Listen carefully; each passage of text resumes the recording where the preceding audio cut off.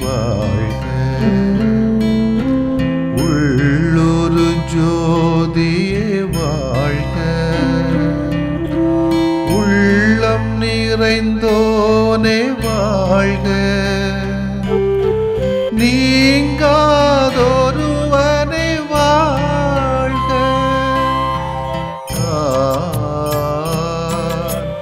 ஒளி பொருந்திய அழியாத ஆன்மா.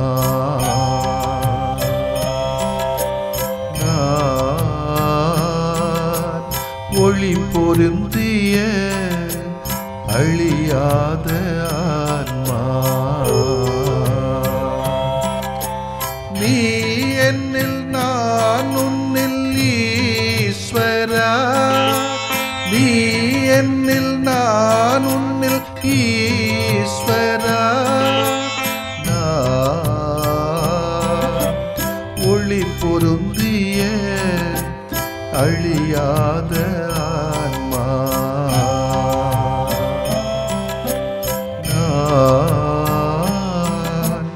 ஒளி பொருந்திய அழியாத ஆன்மா.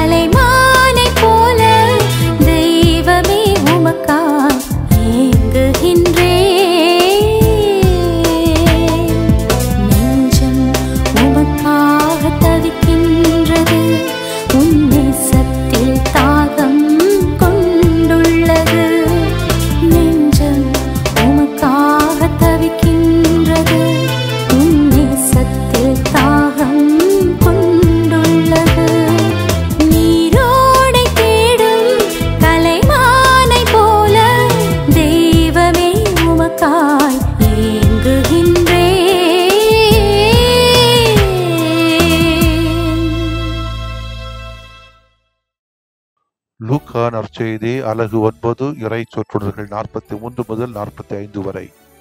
அக்காலத்தில் இயேசு செய்த யாவற்றையும் பார்த்து அனைவரும் வியப்படைந்தனர். அவர் தம் சீடர்களிடம், நான் சொல்வதை கேட்டு மனத்தில் வைத்துக் கொள்ளுங்கள். மானிட மகன் மக்களின் கையில் ஒப்புவிக்க இருக்கிறார் என்றார். அவர்கள் அவர் சொன்னதை புரிந்து கொள்ளவில்லை. அவர்கள் அதை உணர்ந்து கொள்ளாதவாறு அது அவர்களுக்கு மறைவாயிருந்தது. ஆயினும் அவர் சொன்னது பற்றி அவரிடம் விளக்கம் கேட்க அஞ்சினார்கள். ஆண்டவரின் அருள்வாக்கு. இறைவா உமக்கு நன்றி. அன்புக்கினியவர்களே, இன்று அகில உலக திருவை புனித வின்சென்ட் பவுல் என்ற அருள் பணியாளரை நினைவு கூறுகிறது.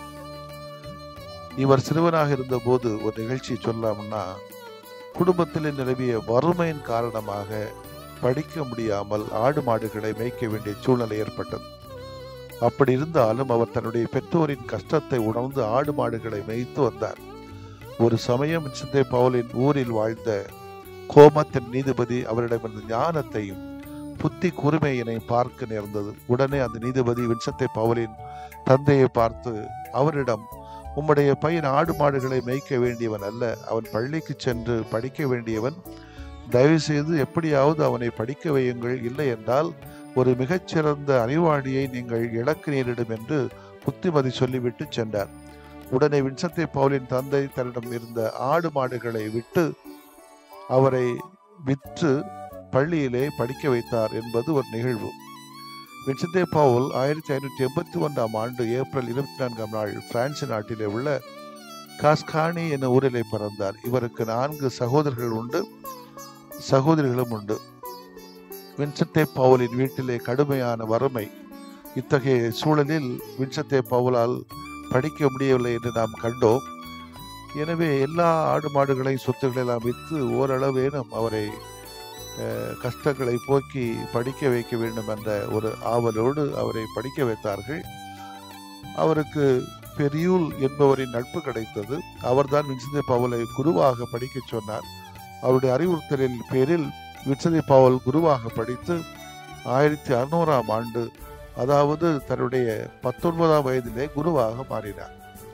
குருவாக மாறிய பின்பு இந்த வின்சென்ட் பாரிஸ் நகருக்கு மிக அண்மையில் உள்ள கிளிசி என்னும் ஒரு கிராம பங்கிலே பங்கு குருவாக நியமிக்கப்பட்டார். அங்கு அவருக்கு சரியான பொருளாதார வசதி கிடைக்காததால் நிறையவே கஷ்டப்பட்டார். அப்போதுதான் டிகோண்டி என்ற செல்வ சீமாட்டி தன்னுடைய கணவரோடு சேர்ந்து ஏழை எளிய மக்களுக்கு மத்தியிலே பணி செய்ய முன்வருவோருக்கு நாங்கள் உதவ தயாராக இருக்கிறோம் என்ற ஒரு அறிவிப்பை விடுத்தார். இன்னைக்கு இப்படி அறிவிப்பு நிறைவேற சொன்னாங்கன்னா நாங்கள்லாம் இந்த பணியை தொடர்ந்திருப்போம். அந்த அறிவிப்பை கேட்ட வின்சென்ட் பவுல் ஏழை எளிய மக்களுக்கு மத்தியில் பணி செய்ய தான் முன் வருவதாக வாக்கு கொடுத்தார். உடனே அந்த செல்வ சீமாட்டி தன்னுடைய சொத்துக்கள் அனைத்தையும் அவர் பெயருக்கு மாற்றி எழுதினார். இதனால் அவருடைய பொருளாதார கஷ்டம் சற்று குறைந்தது. பணிகளை அதை வைத்து மேற்கொண்டார். ஒரு சமயம் செல்வ சீமாட்டியிடம் கடன் பெற்றிருந்த ஒருவரிடம் பணத்தை வசூலிப்பதற்காக அவர் கப்பலில் சென்ற போது துருக்கி நாட்டை சேர்ந்த கடற்கொள்ளையர்கள் அவரை கடத்தி சென்று டூனிஸ் நகரில் இருந்த ஒரு முகமதியரிடம் அடிமையாக விற்றார்கள். அவர் வின்சென்ட் பவுலை வேறு நபரிடம் விற்றார். அவரோ வின்சென்ட் பவுலை ஒரு கிறிஸ்தவரிடம் விலைக்கு விற்றார். அந்த கிறிஸ்தவரோ ஆன்மீக காரியங்களில் அதிக நாட்டமில்லாதது இருந்தது. ஆனால் அவருடைய மனைவியோ கடவுள் மீது அதிக நம்பிக்கை கொண்டு வாழ்ந்து வந்தார். அந்த பெண்ணிடத்திலே வின்சென்ட் பவுல் திருப்பாடல்களையும் வேறு சில கிறிஸ்தவ பாடல்களையும் பாடி காட்டினார். இது அவருக்கு பிடித்து போக அது அவருடைய கணவரிடம் வின்சென்ட் பவுலுக்காக பரிந்து பேச மனிதர் வின்சென்ட் பவுலை விடுதலை செய்து அனுப்பினார். வின்சென்ட் பவுல் அங்கிருந்து வெளியேறி 4ஆம் ஹென்றி என்ற மன்னரிடம் தஞ்சம் அடைந்தார். அங்கு சிறிது காலம் ஆன்ம ஆலோசகராக இருந்துவிட்டு பின்னர் பாரிஸ் நகருக்கு திரும்பி வந்தார். பாரிஸ் நகருக்கு திரும்பி வந்த பிறகு இந்த வின்சென்ட் பற்பல பணிகளை செய்ய தொடங்கினார். அனாதைகள், ஆதரப்பட்டவர்கள், கைவிடப்பட்ட முதியவர்கள் போன்றரை பராமரிப்பதற்காக அனாதை இல்லங்களை தொடங்கினார். அத்தோடு மட்டுமல்லாமல் நோயாளிகளை சந்தித்து அவர்களுக்கு ஆறுதல் சொன்னார். ஒப்புரவு அருள்சாதனங்களை வழங்கி மக்களை ஆன்மீக பாதையில் வழிநடத்தி சென்றார். ஒவ்வொரு நாள் இரவு வேளையிலும் பாரிஸ் நகரை சுற்றி பார்க்க செல்வார். அப்போது பாதையோரங்களில் கிடக்கின்ற ஆதரவற்ற குழந்தைகளை தூக்கி வந்து அவர்களை தன்னுடைய அனாதை இல்லங்களிலே சேர்த்து பராமரித்து வந்தார். இப்படியாக எப்பொழுதுமே தன்னுடைய பணிகளை ஏழை எளிய மக்களுக்காகவே செய்ய வேண்டும், எனவே தனியாக செய்ய முடியாது என்று சொல்லி ஒரு 3 பேர் 7 பேர் என்று பணியாளர்களை கூட்டி ஒரு சபையை தொடங்கி அந்த சபையின் வழியாக பணிகள் ஏராளம் இன்றைக்கு நடந்து கொண்டே இருக்கிறது. அன்புக்குரியவர்களே, எப்போதும் சிலுவையை தன்னுடைய கையிலே ஏந்தி இருக்கிற வின்சென்ட் பவுல் இந்த சிலுவையில் அறையப்பட்ட இயேசுவின் துணையால் எப்படிப்பட்ட பணிகளையும் செய்ய முடியும் என்று குறிப்பிடுவார். இப்படி ஏழைகளில் சிரிப்பில் இறைவனை கண்டு அவர்களுக்கு தொண்டு செய்த வின்சென்ட் பவுல் 1660ஆம் ஆண்டு செப்டம்பர் 27ஆம் நாள் இந்த மண்ணுலக வாழ்வை துறந்தார். அவருக்கு புனிதர் பட்டமும் 1737 கொடுக்கப்பட்டது. மக்கள் பணியை இறைபணி என்று வாழ்ந்தவர் என்பதை நாம் புரிந்து கொள்ள வேண்டும். அன்புக்கினவர்களே, இந்த பணியை நாமும் முடிந்த வரைக்கும் நாம் இருக்கக்கூடிய இடங்களிலிருந்து தொடங்கினால் இவருக்கு செலுத்துகிற வழிபாடு நன்றியும் நமக்கு பொருத்தமானதாக அமையும். இயேசுவுக்கும் அவரது சீடர்களுக்கும் இடையே நிலவிய தகவல் இடைவெளி பற்றி இன்றைய வாசகம் நமக்கு சொல்கிறது. இயேசு அவர்களிடம் நான் சொல்வதை கேட்டு மனத்தில் வைத்துக் கொள்ளுங்கள் என்று தன் பணிமாழ்வின் நிறைவு பற்றி எடுத்துச் சொல்கிறார். அவர்களுக்கு அது புரியல. புரிந்தால் தானே மனதில் வைக்க முடியும். புரியாதது முதல் தவறு என்றால் அவருடைய விளக்கம் கேட்க அஞ்சியது 2வது தவறு. பள்ளியில சில மாணவர்கள் செய்கிற அதே தவறுகள் தான் இவர்களும் செய்கிறார்கள். ஆசிரியர்கள் சொல்லி தந்தது புரியவில்லை, புரியுது போல நினைச்சுக்குவாங்க. அதுக்கு விளக்கம் கேட்கவும் துணிவு இருப்பதில்லை. அதே நிலையிலே தான் இயேசுவின் சீடர்களும் இருந்தார்கள். இறைவனோடு நமக்குள்ள உறவிலும் சரி, நமது குடும்ப மற்றும் பணி வாழ்வில் உறவுகளிலும் இந்த இரு நிகழ்வுகளும் நமக்கு நிகழலாம். உறவுகளின் சில உரையாடல்கள் செயல்பாடுகள் நமக்கு புரியாமல் இருக்கலாம். அப்போது நாம் அதற்கான விளக்கத்தை உடனே கேட்பதே உறவை வளர்க்கிற செயலாகும். விளக்கம் கேட்க தயங்கினாலோ அஞ்சினாலோ உறவிலும் பணியிலும் நம்பிக்கையிலும் நன்மைகளிலும் விரிசல்கள் தோன்றத்தான் செய்யும். ஆமென். மன்றாடுவோமாக. உறவி நாயகனே ஆண்டவரே இயேசுவே, உம்மை போற்றுகிறோம். எங்களுக்கு அருமையான ஒரு புனிதரை தந்து ஏழை எளிய மக்களோடு தங்களுடைய பணியை வாழ்வை செலவிட எங்களுக்கு உற்சாகம் தருகின்ற காரணத்திற்காய் உமக்கு நன்றி செலுத்துகிறோம். அதே வேளையிலே எங்களுடைய உறவுகளில் இடைவெளி விழும்போது துணிவோடு விளக்கம் கேட்டு உறவுகளை சீர்படுத்தி அதற்கு தேவையான ஞானத்தை எங்களுக்கு தாரும். அதன் வழியாக நற்பணிகளை நல் உறவுகளை மேம்படுத்த எங்களுக்கு ஆற்றலை தாரும். ஆண்டவரே, ஆமென்.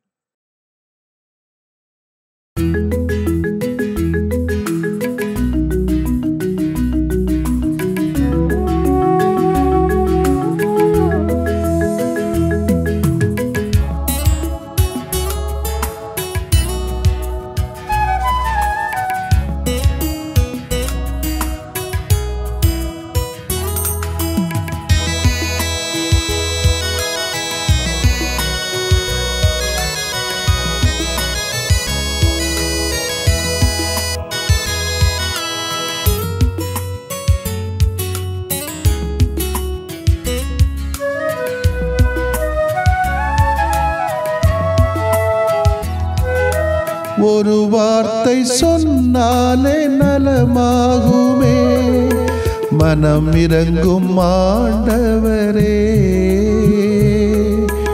உமது அருள் வரம் வேண்டினோ, உம் புகழ் நிதம் பாடவே. உமது அருள் வரம் வேண்டினோ, உம் புகழ் நிதம் பாடவே. ஒரு வார்த்தை சொன்னாலே நலமாகுமே, மனம் இறங்கும் ஆண்டவரே. உமது அருள் வரம் வேண்டினோ, உம் புகழ் நிதம் பாடவே. உமது அருள் வரம் வேண்டினோ, உம் புகழ் நிதம் பாடவே.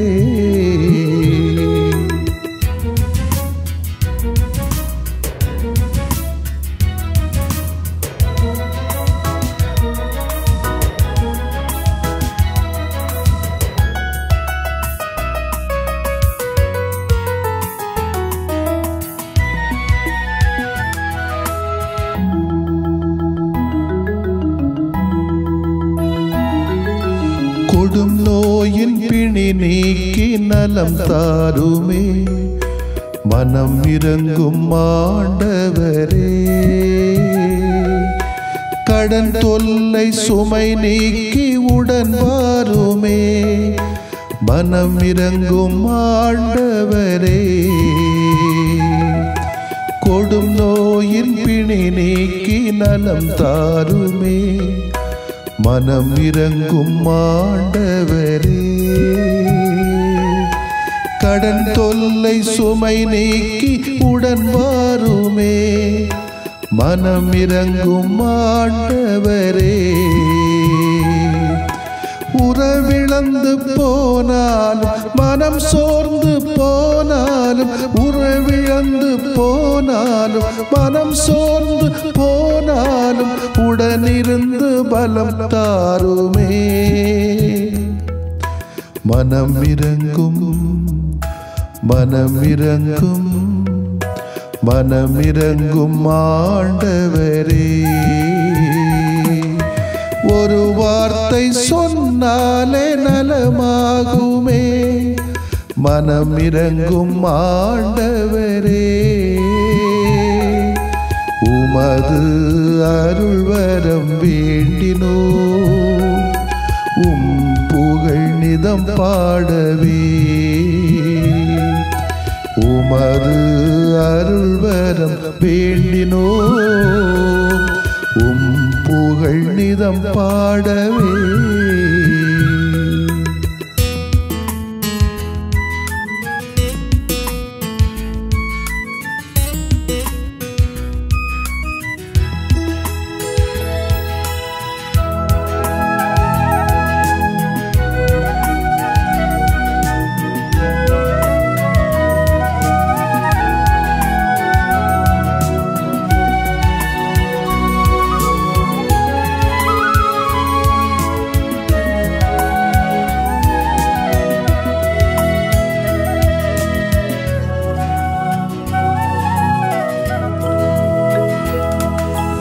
இருள் போக்கி இனி வாழ்வில் ஒளி தாருமே மனம் இறங்கும் ஆண்டவரே. கண்ணீரின் நேரத்தில் தாயாகவே மனம் இறங்கும் ஆண்டவரே. இருள் போக்கி இனி வாழ்வில் ஒளி தாருமே மனம் இறங்கும் ஆண்டவரே. கண்ணீரின் நேரத்தில் தாயாகவே மனம் இறங்கும் ஆண்டவரே. உயிரில்லா வாழ்வினிலே உயிர் தந்த தெய்வம் நீ. உயிரில்லா வாழ்வினிலே உயிர் தந்த தெய்வம் நீ. துயர் போக்கி துணையாக வா மனம் இறங்கும் மனம் இறங்கும் மனம் இறங்கும் ஆண்டவரே.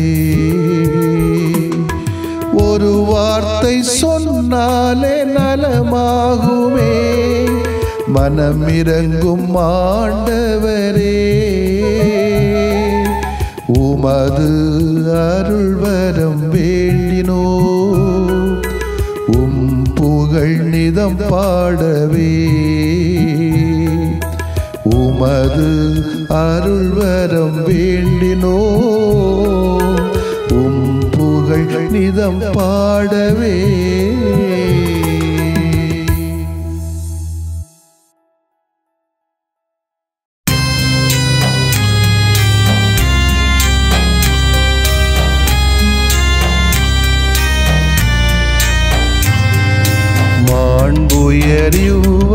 அருளடையாளத்தை தாழ்ந்து பணிந்து ஆராதிப்போ. பழைய நியம முறைகள் அனைத்தும் இனி மறைந்து முடிவு பெறுக. புதிய நியம முறைகள் வருக. புலன்களாலே மனிதன் இதனை அறிய இயலா. குறைகள் நீக்க நம்பிக்கையின் உதவி பெறுக.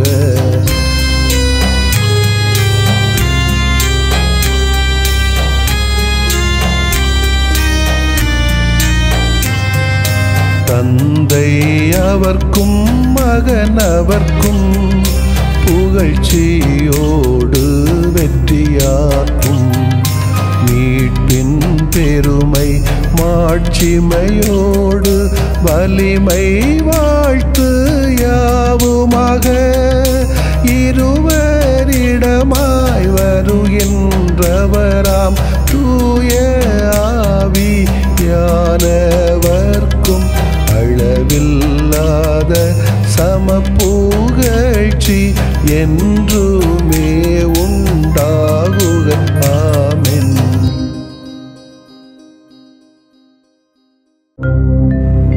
வானின்று அவர்களுக்கு அப்பமளித்தீரே, இனிமையெல்லாம் தன்னகத்தில் கொண்ட அப்பம் இதுவே. மன்றாடுவோமாக. இறைவா, இந்த வியப்புக்குரிய அருளடையாளத்திலே உம்முடைய பாடுகளின் நினைவை எங்களுக்கு விட்டு சென்றீ. உம் திருவுடல் திருரத்தமாகியவற்றின் தூய மறைபொருளை வணங்கும் நாங்கள்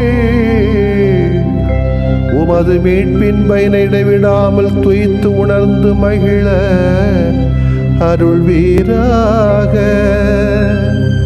தந்தையாகிய இறைவனோடும் தூய ஆவியாரின் ஒன்றிப்பில் இறைவனா என்றென்றும் வாழ்ந்து ஆட்சி செய்கின்ற உம்மை மன்றாடுகிறோம்.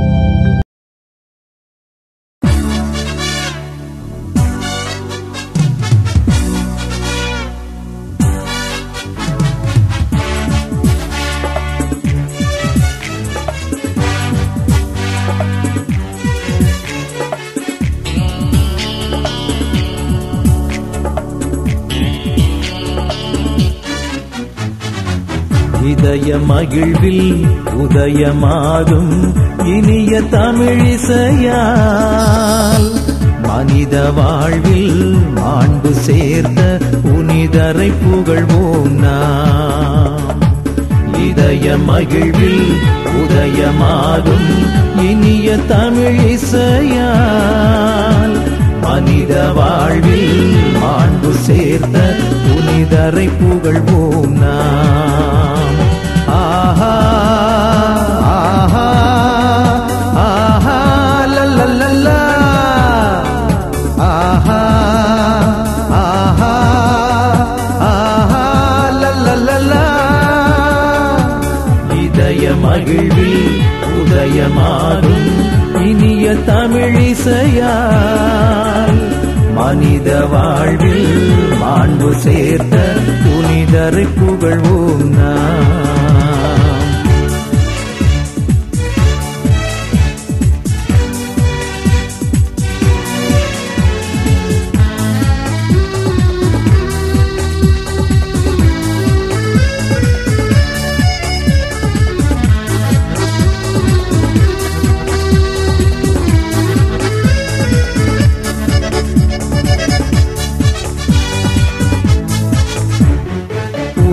புனிதர்கள் மனிதர் மாதிரியாம், அவர் புவி வாழ்வு சரித்திர சாதனையாம். கடவுளின் விருப்பம் ஏற்றவராம், தம் கடமை பிறர் பணி என்றவராம். துணிந்து ஏற்றார் நம் புனிதர், அதை பணிந்து ஏற்கும் நம் சபையோ. துணிந்து ஏற்றார் நம் புனிதர், அதை பணிந்து ஏற்கும் நம் சபையோ. நாம் தேசத்தில் நேசத்தின் சாட்சிகளாம், நம் தேடல்கள் இறைமையின் காட்சிகளாம். இதய மகிழ்வில் உதயமாகும் இனிய தமிழிசையால், மனித வாழ்வில் மாண்பு சேர்த்த புனிதரை புகழ்வோம் நாம். ஆஹா ஆஹா ஆஹா லல்லல்லா, ஆஹா ஆஹா ஆஹா லல்லல்லா.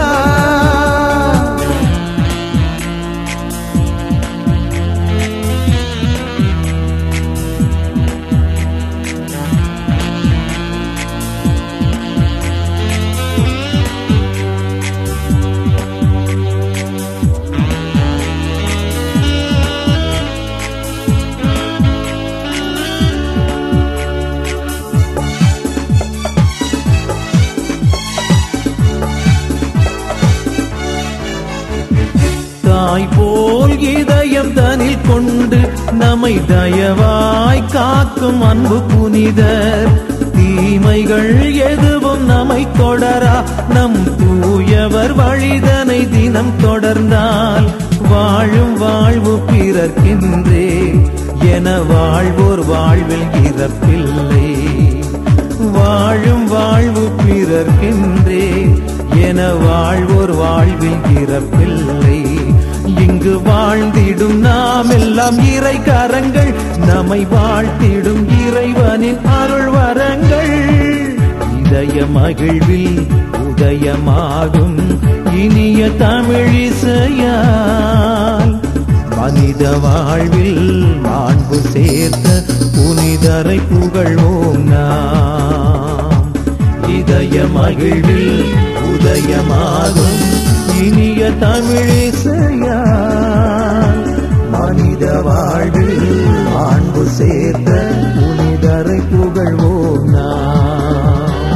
ஆஹா ஆஹா ஆஹா லல்லல்லா, ஆஹா ஆஹா ஆஹா லல்லல்லா. இதய மகிழ்வில் உதயமாகும் இனிய தமிழிசையால், மனித வாழ்வில் மாண்பு சேர்த்த புனிதரை புகழ்வோம் நாம். புனிதரை புகழ்வோம் நாம். நிலையான புகழுக்குரிய தூய இறை நன்மைக்கு எல்லா காலமும் தொழுகையும் புகழும் போற்றியும் ஆட்சிமையும் உண்டாக கடவது. போற்றியும் ஆட்சிமையும் உண்டாக கடவது. தந்தை, மகன், தூய ஆவியாரின் பெயராலே ஆமென்.